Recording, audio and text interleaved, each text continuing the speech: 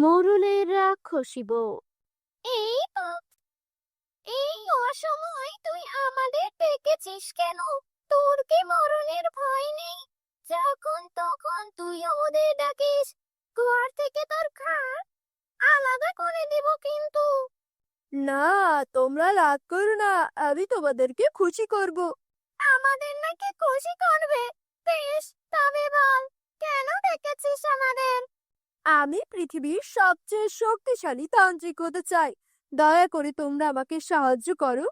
শখ দেখে বাঁচি না। এই পেতনি, দেরি না করে ওর খাটটা মুটকে দে তো। ওর সাহস অনেক বেড়ে গেছে। আহা, তোমরা রেগে যাচ্ছ কেন? বললাম তো, আমি তোমাদের খুশি করব। তোমরা যা চাইবে আমি তোমাদের তাই দিব। সত্যি বলছিস তো? যা চাইবো তাই দিবি? হ্যাঁ, সত্যি বলছি। বলো, কি চাও তোমরা? 10টা 5 থেকে 10 বছরের বাচ্চা চাই। তুই যদি আমাদের 10টা বাচ্চা খাওয়াতে পারিস, তাহলে তোকে আমরা পৃথিবীর সবচেয়ে শক্তিশালী যান্ত্রিক বানিয়ে দেব। আমার বাচ্চাদের মাংস খেতে খুব ভালো লাগে। বেশ, তাই হবে। যত তাড়াতাড়ি পারি আমি সেই ব্যবস্থা করব। তোমরা তাহলে এখন এসো, আমি ব্যবস্থা করে তোমাদের ডাকবো। গিন্নি, কলসি হাতে তুমি চললে কোথায়? কুয়া থেকে পানি আনতে যাচ্ছি। সে কি কথা? আবার লেটেল থাকতে তুমি পানি আনতে যাবে কেন? পানি আনা তো অজুহাত মাত্র। আসলে সকালে কুয়ার ধারে গ্রামের সবাইকে আমার ক্ষমতা দেখাতে চাই। বুঝতে পেরেছি, তুমি যে গ্রামের মোড়লের বউ তাই দেখাতে চাও। হ্যাঁ, আমি আসি। এই লেটেল, হিসাবগুলো নিয়ে আয়। এত বড় একটা গ্রাম, কিন্তু একটা মাত্র কুয়া। সকাল সকাল পানি নিতে এলেও বেলা গড়িয়ে যায়। সে কথা ঠিকই বলেছেন ভাবি। এত সকাল সকাল পানি নিতে আসি, তবুও দেখি লম্বা লাইন পড়ে গেছে। কে জানে কখন আমাদের সময় আসবে। ওদিকে বাড়ির সব কাজ ফেলে রেখে এসেছি। বাড়ি গিয়ে সকালের কাজ শেষ করতেই দুপুর হয়ে যায়। এই, সবাই সরে যাও, আমি পানি নেব। এই যে মহিলা এসেছে একজন, গ্রামের মোড়লের বউ হয়ে যেন সকলের মাথায় একদম কিনে নিয়েছে। সেই কোন সকালে এসে দাঁড়িয়ে আছি, আমরা পানি নিতে পারছি না, আর উনি সবার শেষে এসে কিনা এখন সবার আগে পানি নেবেন। হ্যাঁ, মোড়লের বউ হয়ে মাথা কিনে নিয়েছি। ক্ষমতা থাকলে তোমরাও কিনে দেখাও। এই সরো সবাই। দেখলে ভাবি, প্রতিদিন এসে এভাবে পানি নিয়ে চলে যায় আর তামাক দেখিয়ে যায়। সে তো দেখবই, ফকিরের ঘর থেকে গিয়ে মোড়লের ঘরে উঠেছে কিনা। ভালো বাড়ির মেয়ে হলে আর এমন করতো না। চলো, আমরা পানি নিয়ে বাড়ি চলে যাই, অনেক কাজ পড়ে আছে। পরের দিন সকালে সবাই আবারও কুয়ার ধারে লাইন করে দাঁড়িয়ে আছে। এমন সময় মোড়লের বউ আসে। ওই দেখ, চলে এসেছে মোড়লের বউ। আমাকে দেখে মুখ কালো বানানো। দাঁড়াও, দেখাচ্ছি মজা। এই বলে মোড়লের বউ ওই মহিলার গায়ে ধাক্কা লাগিয়ে চলে যায়। আহ, চোখে দেখতে পান না নাকি? এভাবে কেউ কাউকে ধাক্কা দেয়? মোড়লের বউকে দেখে সম্মান করে সরে না দাঁড়ালে এভাবে ধাক্কাই খেতে হয়। তার চেয়ে বড় কথা, তোদের মতো গরিবদের তো এটার জন্য খুশি হওয়া দরকার যে মোড়লের বউ তোদের গায়ে ধাক্কা দিয়েছে। সর, এখন আমাকে পানি নিতে দে। দেখলে ভাবি, আজও এসে আগে আগে পানি নিয়ে চলে গেল, আবার অপমানও করলো। একে আর ছাড়া যাবে না। আচ্ছা, মোড়ল তো বিয়ে করেছে, অনেক দিন হয়েছে, কিন্তু ওদের এখনো বাচ্চা হলো না। এটা তো তুমি ঠিক বলেছো। এই কথা তো আমার মাথায় আসেনি। কাল আবারও আসতে দাও, ওকে তারপর মজা বোঝাবো। কি বউ, এমন নাকি ফুঁসতে ফুঁসতে বাড়ি ফিরলে যে? কি হয়েছে তোমার? তার রাগ দেখাবো না। ওই মোড়লের বউ প্রতিদিন পরে এসে আগে পানি নিয়ে যায়। আজকে আবার গায়ে ধাক্কা দিয়েছে, সাথে অপমানও করেছে। মোড়লের বউ বলে ওর খুব দেমাক, সবার সাথে খারাপ ব্যবহার করে। ওসব মানুষের ব্যবহারে কষ্ট পেও না, আল্লাহ ওদের বিচার করবেন। এই তান্ত্রিক, তুই আমাদের আশা দিয়েছিলি ছোট্ট বাচ্চা খাওয়াবি, এখনো তোর কোনো খবর নেই কেন? আমি চেষ্টা করছি, ব্যবস্থা করতে পারলেই তোমাদের ডাকবো। মনে রাখিস, বাচ্চা না পেলে তোকে চিবিয়ে বলে শাকচুন্নি সেখান থেকে চলে যায়। খুব তাড়াতাড়ি আমাকে একটা ব্যবস্থা করতেই হবে, না হলে ওরা আমাকে ছাড়বে না। ভাবি, আমরা তো অনেক কিছু পরিকল্পনা করে এসেছি, কিন্তু মোড়লের বউয়ের তো আজ দেখাই পাচ্ছি না। আর একটু অপেক্ষা করো, ঠিক চলে আসবে। মানুষকে চালানোর বিষয়ে সে পিছিয়ে থাকবে না। কাল ওদের চালিয়ে বেশ মজা পেয়েছি, আজকে আরো একটু চালিয়ে আসি। মোরলের বউকে দেখে হিংসা করার শখ মিটিয়ে দেব। ওই দেখ, বলতে বলতে চলে এসেছে। আজ ও বুঝবে মজা। আমাদের অপমান করার শখ আজ ওকে আমি মিটিয়ে দেব। দাঁড়াও, আমি বলেছি ওকে শুনিয়ে। আচ্ছা ভাবি, একটা কথা বলো তো, আমাদের বরের আগে তো গায়ের মরণ মশাই বিয়ে করেছেন। আমাদের তো ছেলে মেয়ে হয়ে তারা বড়ও হয়ে গিয়েছে, কিন্তু মোড়লের তো এখনো একটা ছেলে মেয়েও হলো না। সেটাই তো। মোড়ল কি তবে আরো বুড়ো বয়সে বাপ ডাক শুনবে, নাকি এই জীবনে শুনবেই না? শুনবে শুনবে, আরো একটা বিয়ে করলেই শুনবে। এই সব শুনে মোড়লের বউ সেখান থেকে চলে যেতে থাকে। এ কি, মোড়লের বউ পালাচ্ছে কেন? মোড়লের বউ পানি না নিয়েই পালাচ্ছ কেন? পানি নিয়ে যাও, উচিত শিক্ষা হয়েছে। আজ চল, আমরা পানি নিয়ে বাড়ি যাই। বন্ধুরা, তোমরা যারা যারা গল্পটি দেখছো তোমাদের নাম কমেন্টে লিখে জানাও। আমরা নেক্সট গল্প তোমাদের নাম দিয়ে বানাবো। গিন্নি, কি হয়েছে তোমার? এভাবে কাঁদতে কাঁদতে কোথা থেকে এলে তুমি? কি হয়েছে তোমার, আমাকে বলো। আমাদের যে সন্তান নেই, সেটা নিয়ে গ্রামের সবাই আমাকে কথা শোনাচ্ছে। তুমি এত মন খারাপ করো না গিন্নি, আমরা তো ডাক্তার দেখাচ্ছি। খুব তাড়াতাড়ি আমাদের সন্তান হবে। তুমি ওসব নিয়ে কোনো চিন্তা করো না। তুমি আমাকে আর মিথ্যা সান্ত্বনা দিও না। ওরা বলছে তুমি আরেকটা বিয়ে করলে তবেই নাকি তোমার সন্তান হবে। ওসব তোমাকে রাগানোর জন্য বলেছে। তুমি ওদের কথায় কান দিও না। আমি তোমাকে দরকার হলে শহরে নিয়ে যাব, সেখানে সবচেয়ে বড় ডাক্তার দেখাবো। মোড়ল মশাই যদি অভয় দেন, তো আমি আপনাকে একটা কথা বলতে চাই। কি কথা বলো? আপনি তো জানেন গিন্নির সন্তান হবে না। কতই তো চিকিৎসা করালেন, আর আপনারও তো বয়স বাড়ছে।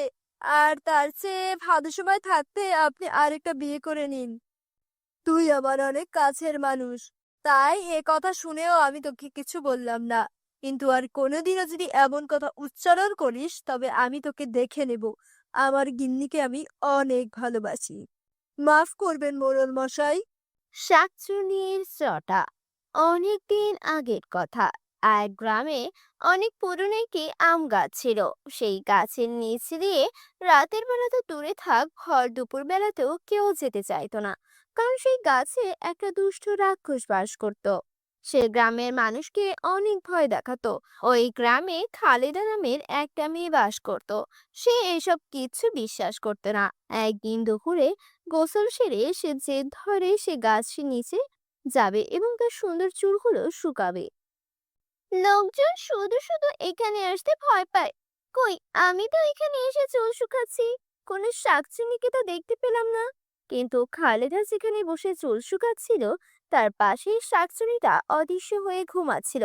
তাই খালেদা তাকে দেখতে পায়নি। হঠাৎ খালেদার চুলের বাড়ি লেগে শাকচুন্নির ঘুম ভেঙে যায়। তখন শাকচুন্নি বলে, এই সময় গাছের নিচ দিয়ে কেউ একা যাওয়ারই সাহস করে না, আর তুই কি না এখানে বসে চুল শুকাচ্ছিস, আবার চুলের বাড়ি লাগিয়ে আমার ঘুম ভেঙে দিয়েছিস।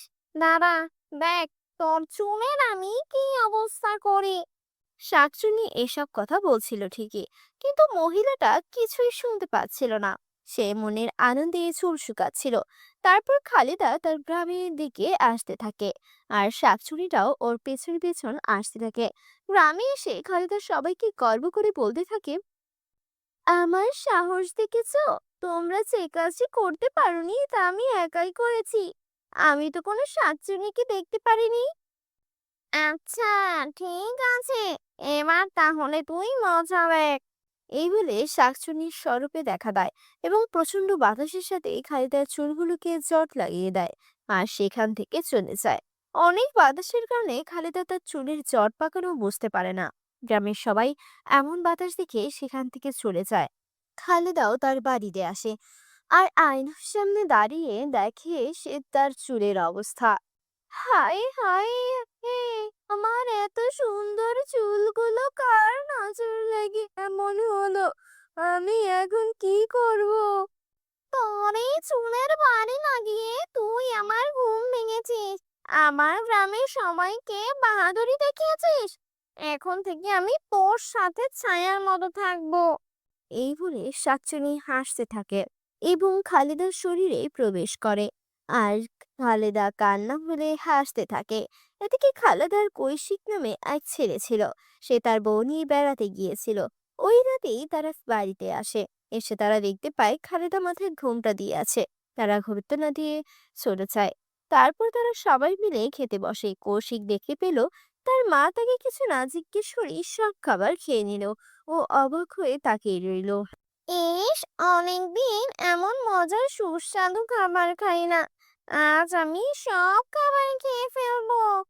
কি মজা! এই বলে খালেদা সব খাবার একাই খেতে থাকে। মা, আপনি একাই সব খাবার খেয়ে নিলে আমরা কি খাবো? তার এই কথা শুনে খালেদা খুব রেগে যায় আর তাদের দিকে লাল লাল চোখ বানিয়ে তাকিয়ে থাকে আর বলে, এই, তোরা এতদিন অনেক খেয়েছিস, এখন সব খাবার আমি খাবো। বেশি খেলে তোরা মোটা হয়ে যাবি। আর শোন, বেশি কথা বলবি না, তাহলে তোদের ঘাড় মটকিয়ে দিব। এই কথা শুনে কৌশিক ও তার বউ অনেক ভয় পায়। তারপর তারা শুয়ে শুয়ে ভাবতে থাকে তাদের মায়ের কি হলো। করতে যাওয়ার আগেও তো মা একেবারে ভালো ছিল। এখন মায়ের কি হলো যে এমন আচরণ করছে? এই ভেবে কৌশিক ঘুমিয়ে পড়ে। পরদিন সকালে এসে তার এক প্রতিবেশীকে জিজ্ঞেস করে সব জানতে পারে। আমরা যখন বাড়িতে ছিলাম না, তখন কি আমাদের বাড়িতে কিছু হয়েছিল? তখন প্রতিবেশী তাকে সব ঘটনা বলে আর সেখান থেকে তাড়াতাড়ি চলে যায়। সেদিন রাতে কৌশিক তার বউকে সব ঘটনা খুলে বলে। বউ তখন মনে মনে সিদ্ধান্ত নেয়, আজ রাতে আমি শাশুড়ি মায়ের চুলের জটগুলো সব খুলে ফেলবো। তাহলেই আমাদের বাড়িতে আবার শান্তি ফিরে আসবে। রাতের বেলা সবাই ঘুমিয়ে পড়ার পর সে তার শাশুড়ির জট কাটাতে বের হলো। কিন্তু দরজা কিছুটা খুলতেই সে কিছু অদ্ভুত শব্দ শুনতে পেল। আর শব্দ আসছিল উঠোনে থাকা বড় আম গাছটা থেকে। সে লুকিয়ে দেখার চেষ্টা করলো শব্দ কোথা থেকে আসছে। তখন সে যা দেখলো তাতে তার হুঁশ উড়ে যাওয়ার উপক্রম হলো। সে দেখলো তার শাশুড়ি আম গাছের ডালে বসে পা ঝুলাচ্ছে আর হাসছে। হে হে হে, আহ, আজকে অনেকদিন পর অনেক মজার খাবার খেলাম। আজ আর বাইরে ঘুরতে যাব না, এখন ঘরে গিয়ে ঘুমাই। এই বলে রোজিনাকে তার ঘরে চলে যায়। ইস, এই বিছানাটা নরম না। এই কৌশিকটা কোনো কাজেরই না। ছেলে আর বৌমা মিলে শুধু শুধু খাচ্ছে আর শরীরে চর্বি জমাচ্ছে। আমাকে একটা ভালো বিছানা এনে দেয় না। এসব বক বক করতে করতে খালিদা ঘুমিয়ে পড়ল। এদিকে শাশুড়ির এমন কাজ কারবার দেখে বইয়ের সন্দেহ আরো গভীর হলো। সে নিশ্চিত তার শাশুড়ির ওপর কোনো শাকচুনি ভর করেছে। সে ভাবলো যত তাড়াতাড়ি সম্ভব শাশুড়ির জটাগুলো কেটে দিতে হবে, তাহলে শাশুড়ির হাত থেকে রেহাই পাওয়া যাবে। সে আর দেরি না করে শাশুড়ির চুলগুলো কেটে দিল। হাতে সাথে শাশুড়ি চিৎকার করে বলে উঠল, এ, তুই আমার চুল কেটে দিলি? তোর তো সাহস কম না। দাঁড়া, তোকে মজা দেখাচ্ছি। এদিকে বউ দৌড়ে ঘর থেকে বেরিয়ে এলো আর শাকচুন্নি খালেদার শরীর থেকে বেরিয়ে এসে কৌশিকের শরীরে প্রবেশ করলো। আর এইদিকে বউ দৌড়ে এসে কৌশিকের ঘরে প্রবেশ করে খাটে বসলো। এই যে শুনছো, আমি মায়ের চুল কেটে দিয়েছি। ওই শাকচুন্নি এখন এখান থেকে চলে গেছে। এখন আমরা আবার শান্তিতেই থাকতে পারবো। তুই আবার মায়ের চুল কেটে দিয়েছিস আর সেই কথা আমাকে বলছিস? দাঁড়া, তোকে দেখাচ্ছি মজা। এই বলে সে বিছানার উপরে উঠে বসলো। কিন্তু এই বিছানাটা ছিল অনেক নরম ও তুলতুলে। তাই সে আরাম পেয়ে লাফাতে লাগলো। কি আরাম! এই বিছানাটা কত নরম!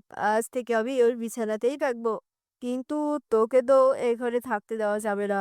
এই বলে সে তার বউকে খাট থেকে ধাক্কা দিয়ে ফেলে দিল। আর সে নরম বিছানায় ঘুমিয়ে পড়লো।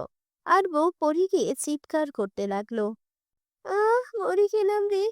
কে কোথায় আছো? আমাকে বাঁচাও! শাকচুন্নি আমাকে মেরে ফেললো।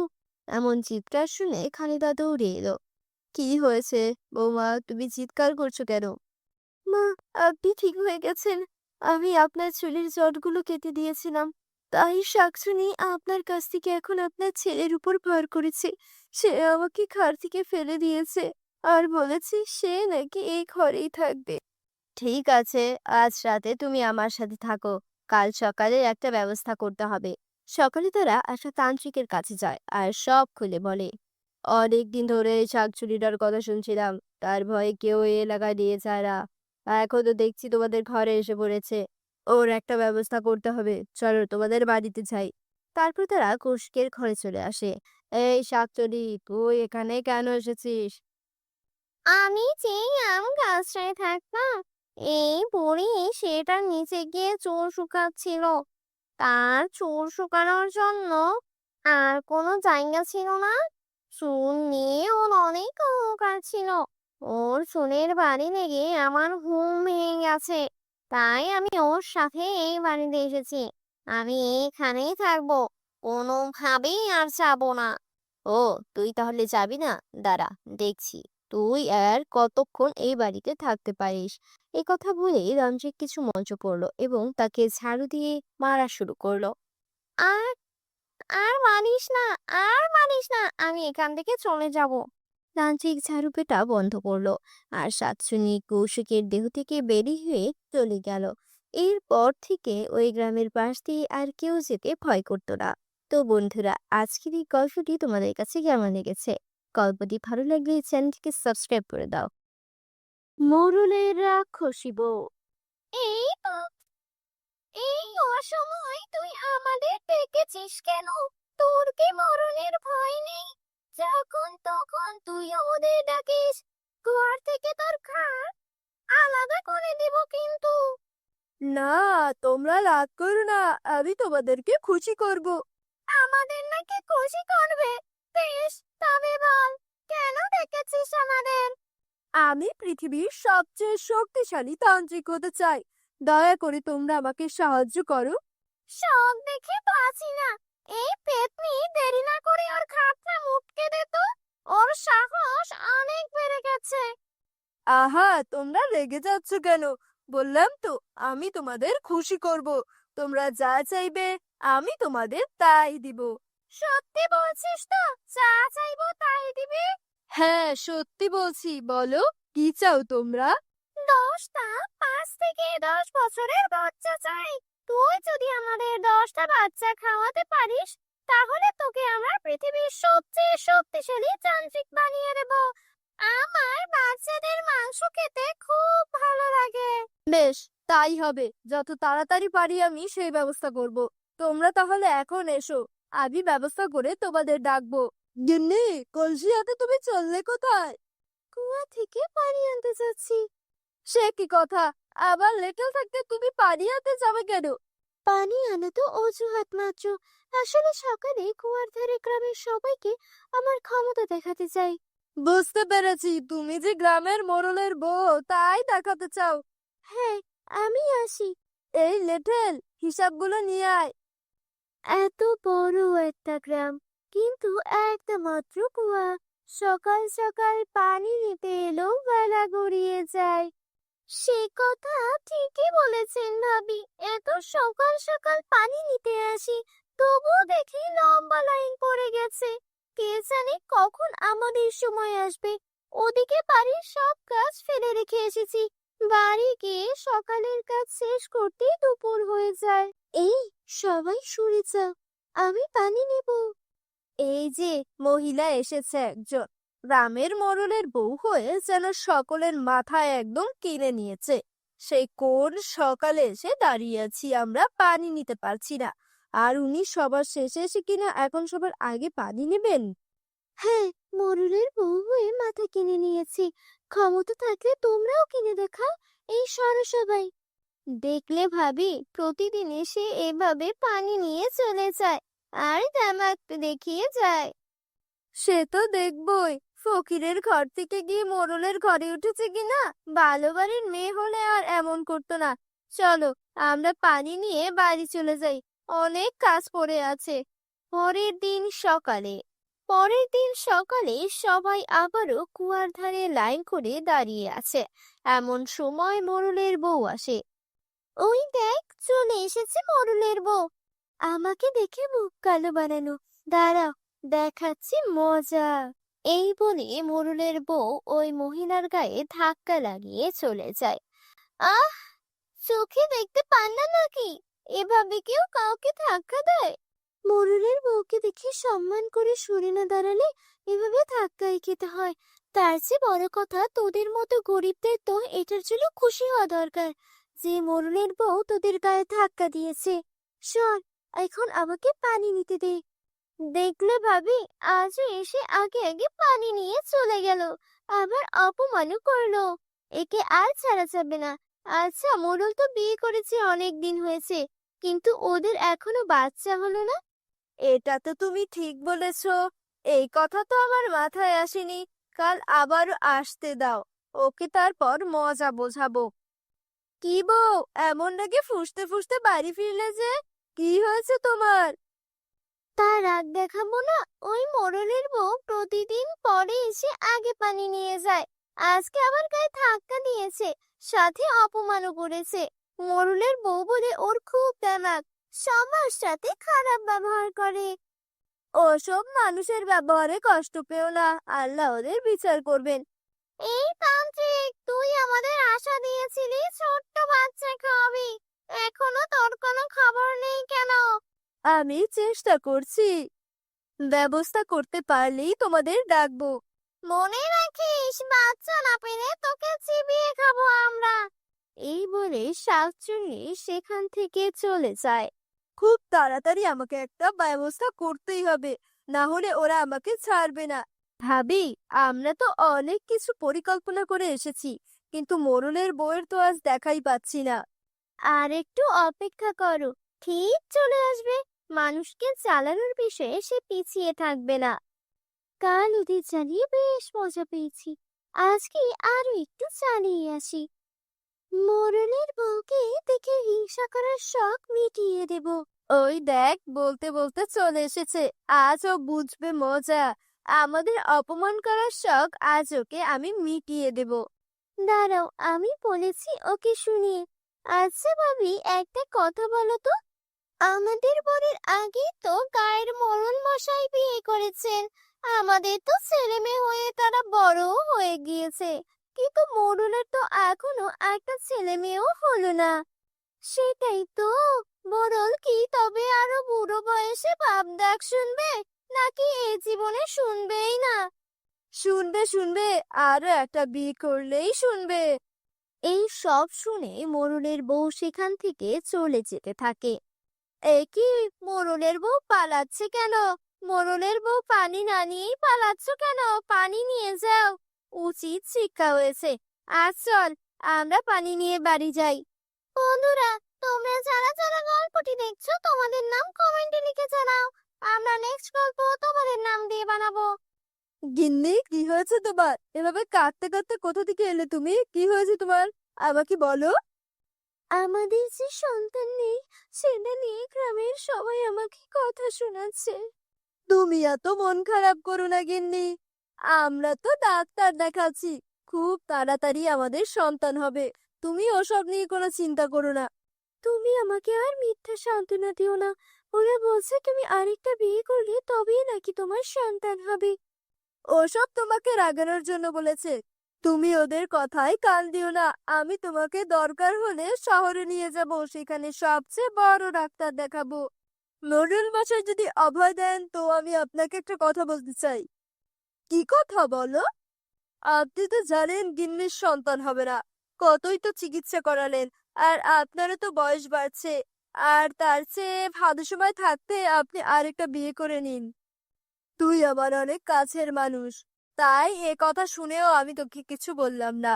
কিন্তু আর কোনোদিনও যদি এমন কথা উচ্চারণ করিস, তবে আমি তোকে দেখে নেব। আমার গিন্নিকে আমি অনেক ভালোবাসি। মাফ করবেন মোড়ল মশাই। পরদিন সকালে গ্রামের মহিলারা আবার পানি আনতে যাচ্ছে। কাল মোড়লের বউকে অপমানের শোধ দিতে পেরে খুব মজা লেগেছে। যদি আজ আবার আসে তবে আজকেও তাকে অপমান করব। ঠিক আছে চলো। কই, সে তো আর এলো না। কাজে অপমান হয়েছে, আসবে কি করে? তা যা বলেছ, তবে সে না আসলেও আমরা যাব। তারপর তারা দুইজন মিলে মোড়লের বাড়িতে যায়। এ কি, আমার বাড়িতে তোমাদের কে চাই? কালকের ব্যবহারের জন্য ক্ষমা চাইতে এসেছি নিশ্চয়ই। ক্ষমা চাইতে কেন আসবো? আমরা কি ভুল কিছু বলেছি? আমরা তো এসেছি আপনাকে দেখতে। এসে মোড়লের বউ প্রতিদিন আসে, সে আজ এলো না, কিছু হলো কিনা তাই দেখতে এলাম। আমি তো ভাবলাম একদিনে আবার মা হয়ে গেল কিনা, তা আসি। আপনি তো দেখি ঠিকই আছেন। এই চল। গিন্নি, ওরা এসেছিল কেন? আর তুমি এভাবে কাঁদছো কেন? ওরা কাল ওখানে অপমান করেও থামেনি, আজ বাড়িতে এসে আবারও আমাকে অপমান করে গেছে। এই অপমান আমি আর সহ্য করতে পারছি না। তুমি কিছু কর, না হলে আমাকে আর বাঁচাতে পারবে না। ঠিক আছে, দেখি কি করা যায়, তুমি ঘরে যাও। তারপর মোড়ল মন খারাপ করে বসে থাকে। তখন লেঠেল বলে, মোড়ল মশাই, আমি একজন তান্ত্রিকের খোঁজ জানি, অনেক বড় তান্ত্রিক, অনেক অসাধ্য সে সাধন করতে জানে। আপনি একবার গিন্নিমাকে নিয়ে তার সাথে দেখা করে আসুন। ঠিক আছে, তবে তাই করব। কালই সেখানে যাব আমরা। গিন্নি, তুমি আর কেঁদো না, আমরা কাল তান্ত্রিকের কাছে যাব। দেখবে আমাদের সব সমস্যার সমাধান হয়ে যাবে। পরদিন ভোরবেলা মোড়ল তার বউকে নিয়ে তান্ত্রিকের কাছে যায়। বল, কি সমস্যা তোদের? আমাদের বিয়ে হয়েছে অনেক বছর, কিন্তু আমাদের কোনো সন্তান হয় না। আমরা একটা সন্তান চাই। হ্যাঁ বাবা, দয়া করুন, আমাদের একটা সন্তান চাই। সন্তান তো হবে, কিন্তু তার জন্য কঠোর এক পথ পাড়ি দিতে হবে, যা তোরা পারবি না। আমরা পারবো, যত কঠিন পথ হোক না কেন। আপনি বলুন, আমাদের কি করতে হবে? আমার কাছে এক শাকচুন্নি আর এক পেতনি আছে। তোদের দুজনের শরীরে ওদের দুজনের জায়গা দিতে হবে।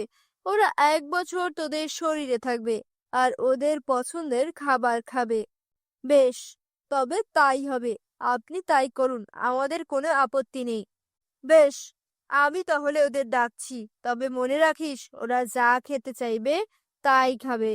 তাই তোদের অসুবিধা হলেও আমার আর কিছুই করার থাকবে না। আমি কিন্তু আর ওদের ফেরাতে পারবো না। আমরা চলে এসেছি। বেশ, তাহলে এবার ওদের শরীরে মিশে যা। তারপর শাকচুন্নি আর পেতনি ওদের দুজনের শরীরে মিশে যায়। তারপর তারা নিজেদের গ্রামের দিকে রওনা হয়। সন্ধ্যা নেমে এসেছে। এমন সময় রাজু মাঠে খেলা করছিল। রাজু, অনেক খেলা হয়েছে আজ, ঘরে যা। এমন ভর সন্ধ্যা করে কেউ খেলে না, ঘরে আয় বাবা। আর একটু খেলেই আসছি, মাঠে এখনো অনেকটা আলো আছে। তুমি বাড়ি যাও, আর একটু পরেই আমি চলে আসবো। ঠিক আছে, গেলাম আমি। আজকে একটা বাচ্চা ধরতে পারলে বেশ হতো। অনেক দিন মাংস খাই না। ওই তো, ওই ছেলেটা বেশ মোটা আছে, শরীরে বেশ ভালো পরিমাণ মাংস আর রক্তও আছে মনে হচ্ছে। পেতনি তখন রাজুকে ডেকে বলে, এই যে খোকা, শোন, তোর বাবা ওদিকে রয়েছে, তোকে এখনই যেতে বলেছে, চল আমার সাথে। ঠিক আছে, চলুন। আচ্ছা, আপনি আমাকে কোথায় নিয়ে যাচ্ছেন? আমার বাবা কোথায়? অনেক বেশি কথা বলছিস তুই। তোর রক্ত দিয়ে তৃষ্ণা মিটিয়ে নে, তাহলে আর কোনো কথা বলতে পারবি না। তারপর পেতনি রাজুকে মেরে ওর রক্ত খেয়ে ফেলে। তারপর শাকচুন্নি কাশে নিয়ে যায়। এই দেখ, শাকচুন্নি এটা ধরে নিয়ে এসেছি। তা এমন অজ্ঞান হয়ে আছে কেন? অনেক বেশি কথা বলছিল, তাই ওর রক্ত খেয়ে এসেছি। তুই এবার মাংস খেয়ে ফেল। বউ, রাজু কোথায়? এখনো মাঠ থেকে বাড়ি আসেনি। আমি ডাকতে গিয়েছিলাম, বললো একটু পর আসি। ছেলেটা দিন দিন খুব দুষ্ট হয়ে যাচ্ছে, তুমি কি ওকে একটু নিয়ে এসো। ঠিক আছে। এ কি, মাঠে তো কেউ নেই, বাড়িতেও রাজু নেই, তাহলে গেল কোথায়? এদিক ওদিক একটু দেখি। রাজু, রাজু, ওই রাজু। না, কোথাও তো দেখতে পারছি না। নাকি আমি আস্তে আস্তে ও বাড়ি চলে গেছে। দেখি তো। তুমি চলে এলে, রাজু কোথায়? সে কি, ও আসেনি? না, তুমি ওকে খুঁজে পাওনি? মাঠে তো কেউ নেই। আমি এদিক ওদিক অনেক খুঁজে দেখেছি কিন্তু কোথাও পেলাম না। কি বলছো এসব? আমার ছেলে কোথায় গেল? একটু আগেই তো আমি নিজেকে কে ওকে দেখে এলাম। আমি কেন ওকে সাথে নিয়ে এলাম না? এই বলে রাজুর মা কাঁদতে থাকে। এভাবে কেঁদো না বউ। কোথায় আর যাবে? ও নিশ্চয়ই আশেপাশের কোথাও আছে। সবাই মিলে খুঁজে নিয়ে আসবো ওকে। তুমি কোনো চিন্তাই করো না। আজে কাজে আসতে বেশ দেরি হয়ে গেল। মোড়ল মশাই যে কি বলবে কে জানে। এক কাজ করি, বাড়ির সামনে দিয়ে না গিয়ে আমি বরং বাড়ির পেছন দিয়ে ঢুকি। তারপর মোড়ল মশাই সামনে পড়লে বলবো অনেকক্ষণ এসেছি, বাড়ির পেছনে দিয়ে কাজ করছিলাম। আর যদি না পারে তবে কিছুই বলবো না। এই বলে সে মোড়লের বাড়ির পেছন দিয়ে যাচ্ছিল। এমন সময় সে দেখে, এই কি, বাড়ির পেছনে এসব কিসের হাড় পড়ে আছে? দেখে তো কোনো পশুর হাড় মনে হচ্ছে না। তবে এগুলো কিসের?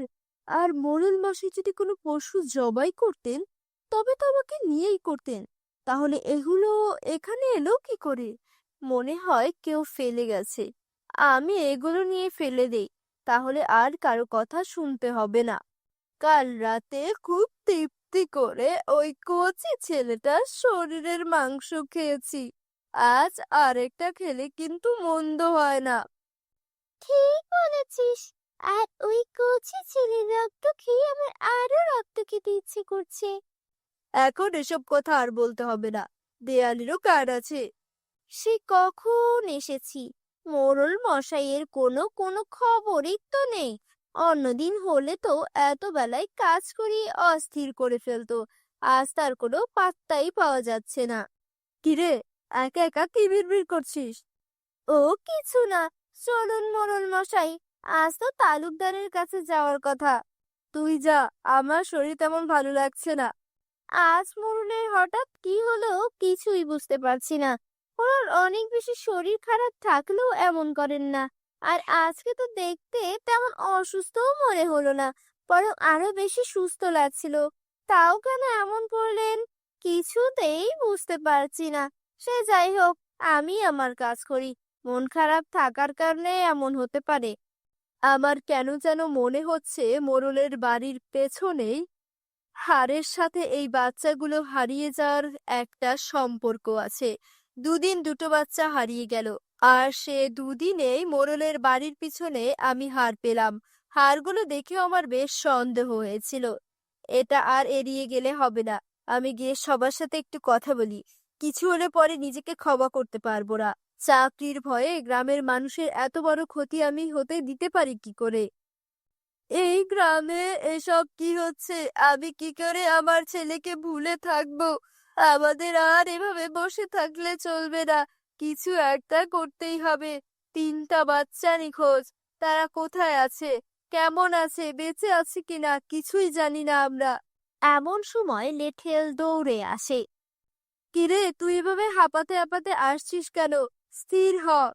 তালুকদারের ছেলে নিখোঁজ হওয়ার কথা শুনে আমার মাথা আর কাজ করছে না। আমি তোমাদের একটা কথা বলতে চাই। আমার মনে হচ্ছে এসবের সাথে মোড়ল জড়িত। কি বলছিস এসব? হ্যাঁ, ঠিকই বলছি আমি। দুদিন দুটো বাচ্চা নিখোঁজ হয়েছে, আর এই 2 দিনেই আমি মোড়লের ঘরের পিছনে অনেক হাড় পেয়েছি।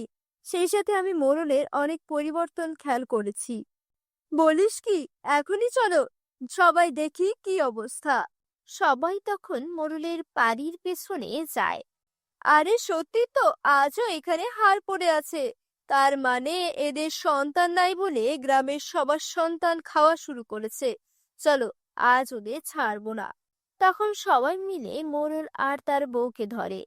এই গ্রামে তোদের কোনো জায়গা হবে না। বেরিয়ে যা তোরা। আর যদি কোনোদিন এই গ্রামে তোদের দেখি তাহলে সেদিন তোদের মেরে ফেলবো। আমরা তো বুঝতে পারছি, কিন্তু আমাদের সাথে শাকচুনি আর পেতনি আছে। ওরা এই কাজগুলো করেছে। তাহলে এবার আমরা কি করব? তান্ত্রিকের কাছে চলো, দেখি কোনো উপায় করা যায় কিনা। কিরে, তোরা এখনো এসেছিস কেন? তোদের তো 1 বছর পর আসার কথা। বাবা, আপনার শাকচুনি আর পেতনি 3জন বাচ্চাকে খেয়ে ফেলেছে। আর গ্রামের লোকেরা আমাদের মেরে গ্রাম থেকে তাড়িয়ে দিয়েছে। আমাদের সন্তান চাই না। আপনি ওদের ফিরিয়ে নিন। না না না, তা হবে না। না না, তা হবে না। আমি তো আগেই বলেছিলাম, একবার দিয়ে দিলে আর সম্ভব না। এখন উপায় কি আমাদের? তান্ত্রিক তো কোনো উপায় বলে দিল না। এবার তাহলে আমাদের কি হবে? আমরা যেখানেই থাকি, ওরা আমাদের দিয়ে মানুষ মারবে। নিজেদের সন্তানের লোভে আমরা অনেক বড় ভুল সিদ্ধান্ত দিয়ে ফেলেছি। তাই এর মাসুল এখন আমাদের দিতে হবে। কি বলছো তুমি? এসব আমরা কি করব তাহলে? এখন শাকচুন্নি আর পেতনিকে বলবো আমাদের খেয়ে ফেলতে। তাহলে ওরা আমাদের ব্যবহার করে মানুষের ক্ষতি করতে পারবে না। আমরা আমাদের লোভের মাসুল দেব। তুমি আমার জন্য জীবনে অনেক কিছু করেছো, তাই তুমি যা বলছো তাই হবে। এখন সন্ধ্যা নেমে এসেছে, চলো লুকিয়ে আমাদের বাড়িতে যাই। জীবনের শেষ নিঃশ্বাস ওখানেই ত্যাগ করব। কি রে, তোরা আমাদের ডেকেছিস কেন? আমরা চাই তোমরা আমাদের দুজনকে খেয়ে তারপর অন্যদের খাও। বলিস কি? তাহলে আর দেরি কেন? চল শাকচুন্নি, আর দেরি না করে ওদের খেয়ে নে। কচি মাংস খেয়ে খেয়ে মুখ পাঞ্চি হয়ে গেছে। হ্যাঁ, তাই কর। দুটোকে একবারে খেয়ে নেব। তারপর তারা মোড়ল আর তার বউকে খেয়ে ফেলে। এই হুজুকের মাথায় আমরা এটা কি করলাম? ওরা তো আমাদের বোকা বানিয়ে দিল। কি বলছিস? বোকা বানানো কি করে? আরে ওরা তো মরে গেলে এখন আমরা বাকিগুলো কান ঘাড়ে ভর করে খাবো। তো কি হয়েছে? ওই তান্ত্রিককেও আমরা খেয়ে নেব। তাহলে আমাদের কাছে আর কোনো শক্তি চাইতে পারবে না। কিরে তোরা, এখন এখানে কেন? আমরা এখন তোকেও খাবো, ওদেরও খেয়েছি। এ আমি কি করলাম? আমার লোভে এতগুলো প্রাণ চলে গেল। আমি শক্তিশালী না হতে চাইলে এত জীবন চলে যেত না। আর আমারও আজ এভাবে প্রাণ হারাতে হতো না। এজন্যই বলে, লোভে পাপ, পাপে মৃত্যু। বন্ধুরা, তোমরা যারা যারা গল্পটি দেখছো, তোমাদের নাম কমেন্ট বক্সে কমেন্ট করে জানাও। কারণ তোমাদের নাম দিয়ে তৈরি হবে আমাদের পরবর্তী কার্টুন ভিডিও। ভিডিওটি ভালো লেগে থাকলে চ্যানেলটি সাবস্ক্রাইব করে দিও। সন্ধ্যা ধীরে ধীরে নামছে, আকাশ ঢেকে গেছে মেঘে। গরমের 1 মাস পর হঠাৎ দুপুরে বৃষ্টি নামছে। পুরো গ্রাম যেন একটা স্বস্তির নিঃশ্বাস ফেলছে, কিন্তু বৃষ্টির পর মেজাজটা মধুর অন্যরকম। গ্রামের এক প্রান্তে 3 বন্ধু, ফিরোজ আর রমেশ আর মিঠু, ছোট্ট একটা চা দোকানে বসে আছেন। একটা অদ্ভুত মেজাজ। আমি তোদের 3জনকে চা দিয়েছি, গরম থাকতে খা, ঠান্ডা লাগলে আমাকে গাল দিবি আবার। বড় লোক, যদিও তোমার চা ঠান্ডা হলে গলা দিয়ে নামবে, কিন্তু একটু জুড়ে জুড়ে খেতে হবে। আজকে তো তোর মুখে হাসি ফোটা লাগছে। আগের কয়েকদিন ধরে তো একদম মন খারাপ লাগছিল। ভাবছিলাম আবার কোথাও ঝগড়া করলে নাকি। এমন বৃষ্টিতে গরম চা খেলে দেহ গরম থাকে। আগে তো আমি খেয়ে যেতাম, এখন ভাবতে হচ্ছে দুটো কিনবো কিনা। আমার দোকানের অবস্থা খারাপ। হঠাৎ রমেশ বলে উঠল, আচ্ছা, বিড়ির যে দাম বেড়েছে শুনেছিস তোরা? আজ বাজারে গিয়ে দেখি এক প্যাকেটে 5 টাকা বেড়েছে। কি বলিস? এত দাম বাড়লে গরিব মানুষেরা বাঁচবে কি করে? চার সাথে একটা বিড়ি, এটাই তো জীবনের শান্তি। আগে তো 10 টাকায় 3টা খেতাম, এখন একটা কিনে আরেকটার চিন্তা করতে হয়। আমার দোকানের কেন বেচার অবস্থাও খারাপ। আগে একটা খেত, এখন অর্ধেক ফুকেই রেখে দেয়। হঠাৎ সেখান থেকে মিঠু উঠে দাঁড়ায়। রমেশ বলে, কিরে ভাই, মিঠু, হঠাৎ উঠে দাঁড়ালি যে? আমি একটু পেছনে যাই, হঠাৎ ডাক পড়েছে যে আবার। বেটা, 1 কাপ চা খেয়ে ডাক পড়ে যায় তোর? আরে ভাই, চুপ কর তুই এবার। দাঁড়া, আমি পাশে জঙ্গল থেকে কাজটা সেরে আসি। এই বলে জঙ্গলের দিকে চলে যায় মিঠু। ধীরে ধীরে ঝোপঝাড়ের মধ্যে গায়েব হয়ে গেল। এদিকে ফিরোজ আর রমেশ চা খেতে খেতে গল্প করে চলল। সময় কেটে যেতেই থাকলো, কিন্তু মিঠু ফিরল না। চারিদিকে একটু নীরবতা ছিল। ফিরোজ একটা শ্বাস ফেললো আর বলল, ওরে রমেশ, বেশ কিছুক্ষণ তো হয়ে গেল, ছেলেটা এখনো আসেনি। ওর কিছু হলো নাকি আবার? আমিও ভাবছি, অনেকক্ষণ ধরেই তো গেল, কিন্তু এখন আসলো না। আমার চিন্তা হচ্ছে। এত রাতে কে যায়? রমেশ, তুই এক কাজ কর, তুই একটু গিয়ে দেখে আয়। চল, এক কাজ করি, 2জন মিলেই যাই। তারপর তারা দুজনে হাঁটতে হাঁটতে জঙ্গলের দিকে যাওয়া শুরু করলো। গাছগুলোর ছায়া আরো গাঢ় হয়ে আসছিল, আর দূরে বজ্রপাতের গর্জন এক অদ্ভুত রহস্যময় পরিবেশ তৈরি করছিল। মিঠু, ও মিঠু, কিরে, কি গেলি? মিঠুর তো কোনো খোঁজ পাওয়া যাচ্ছে না, কোথায় গেল? চল আরো একটু সামনে গিয়ে দেখি। তারপর তারা সামনের ঝোপের দিকে এগিয়ে গেল। সামনে গিয়ে রমেশ বলে উঠল, দেখ ফেরোজ, সামনে কিছু একটা পড়ে আছে মনে হচ্ছে, চল সামনে গিয়ে দেখি। তারপর তারা সামনে গিয়ে দেখে মিঠুর নিথর দেহ পড়ে আছে। তারা দুইজনেই অবাক হয়ে দাঁড়িয়ে যায়, তাদের দুইজনের গায়ে কাঁটা দিয়ে উঠে। রমেশ বলে উঠল, একে মিঠুর অবস্থা, এই অবস্থা হলো কি করে? মনে হচ্ছে মরে গেছে। তখন ঝোপের মধ্যে থেকে কি যেন একটা নড়ে ওঠে আর অদ্ভুত এক শব্দ করে ওঠে। ব্যাপারটা সুবিধার লাগছে না রে রমেশ, মনে হচ্ছে ঝোপের মধ্যে কিছু একটা আছে, কোনো ভয়ানক জীবজন্তু হতে পারে, চল এখান থেকে। এক মুহূর্তে তাদের উপর আতঙ্ক নেমে এলো। সব দিকে ভয় ঘিরে ধরে তাদের। একে অন্যকে তাকিয়ে একটা শব্দ না বলেই তারা দ্রুত হাঁটতে শুরু করলো। টর্চের আলো ঝলমল করছে, শুকনো পাতা আর ডালপালাগুলো তাদের হাতে ভেঙে পড়ছে। ঝোপঝাড় ঠেলে তারা দৌড়ে চা দোকানে ফিরে গেল। ওই জায়গায় কিছু একটা ছিল, আর সেটা মানুষ ছিল না ফিরোজ।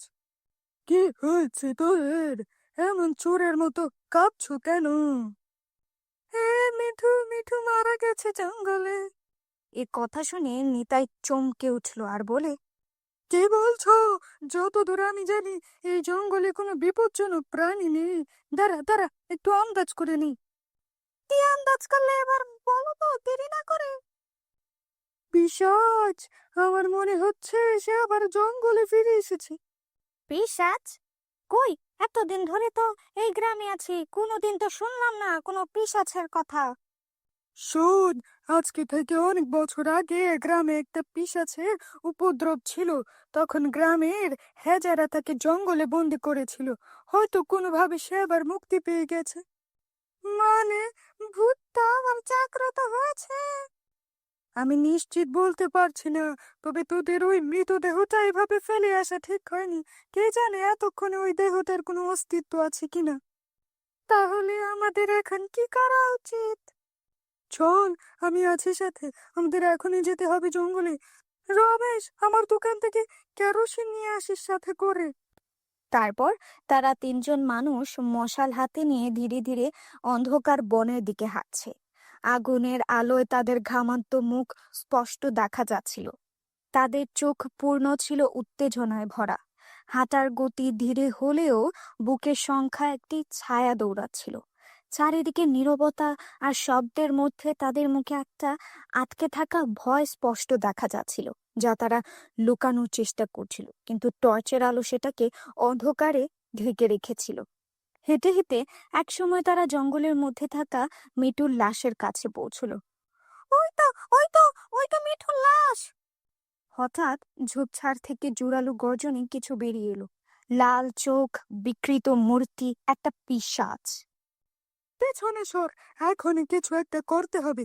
এই যেন রমেশ মশাল তেল দেওয়ার পরে যে বাড়তি কিছু তেল ছিল, ওইটা একপাশে গোল করে ঢেলে দে তো। কেন নিতাইদা, এখানে তেল ঢেলে কি হবে? যা বলছি তাই কর, এত প্রশ্ন করিস কেন? নিতাইয়ের কথায় রমেশ তার কাছে থাকা তেল গুল করে ঢাললো। এদিকে পিচাস সামনের দিকে এগিয়ে আসছিল। এই শোন, তোরা আমার সাথে সাথে থাক। যে করেই হোক এই পিশাচকে এই কেরোসিনের বলের মধ্যে আনতেই হবে। এইদিকে পিশাচ সামনের দিকে এগিয়ে আসছে। যেই না পিশাচ কেরোসিনের বলের কাছে আসলো, তখনই ফিরোজ আর রমেশ তাদের হাতে থাকা মশালটি কেরোসিনের বলের মধ্যে ছুঁড়ে ফেলল, আর পিশাচের চারপাশে আগুন জ্বলতে থাকলো। আগুনটির ভেতরেই গর্জন শুরু করছে পিশাচ। আমি ছাড়বো না, আমি ছাড়বো না, আমি আবার ছেড়ব। সে গর্জন করে আগুন থেকে বেরিয়ে আসার চেষ্টা করে, কিন্তু আগুনের অদৃশ্য শক্তি তাকে আটকে রেখেছে।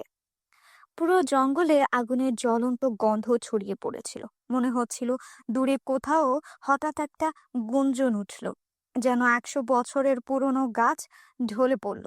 পিশাচের কাদার আওয়াজ ধীরে ধীরে মলিন হয়ে গেল। তিনজনই ওখানে নিস্তব্ধ হয়ে দাঁড়িয়েছিল।